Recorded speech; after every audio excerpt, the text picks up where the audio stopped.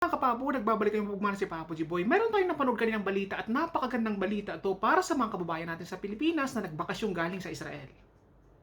Ibinabana ng Department of Foreign Affairs sa Alert Level 2 o Restriction Phase ang Israel. Ayon sa DFA, kasunod ito ng pagbuti ng sitwasyon ng seguridad doon dahil sa umiiral na ceasefire sa pagitan ng Israel at Iran. Patuloy pa rin.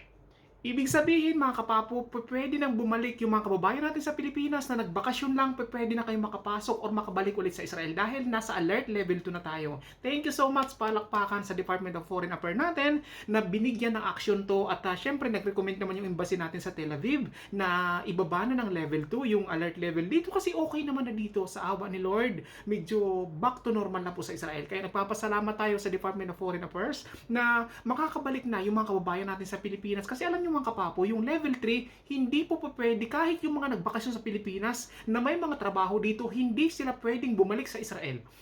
Yun yung pinaka-problema po. Kaya napakarami nag-message sa akin, napakarami nagpapatulong sa akin na may voice out daw yung hinanaing nila kahapon at ang kagandahan lang, dapat i-vlog ko to ngayon, ang kagandahan lang naka-receive tayo kanina ng mga message na alert level 2 na daw. Kaya nagpapasalamat tayo ng walang humpay na pasasalamat sa DFA na ibinabana na pwede na makabalik dito. Pero ngayon na hindi pa rin pwedeng pumunta dito yung mga bagong workers, mga turista po, hindi pa pwedeng pumunta dito. Pero yung mga nagbakasyon sa Pilipinas, pwede na silang bumalik dito at palakpakan talaga at siguradong masayang-masaya sila ngayon. Alam niyo kung bakit? Kasi po mga kapapo, yung trabaho nila ditong iniwan, nag-aantay na sa kanila yon at pwede silang mawalan ng trabaho dahil hindi sila makakabalik dito ng on time. Pwede silang i-release ng mga alaga nila. Kasi kagaya ng amo ko ngayon, example natin, magbakasyon ako sa Pilipinas at hindi tayo nakabalik ng on time. Pwede akong i-release ng amo ko. Pwede akong tanggihan ng amo ko at sabihin sa akin, babayaran ko lahat ng benepisyo mo, maghanap na ng ibang trabaho kasi may nahanap na kaming kapalit sa'yo.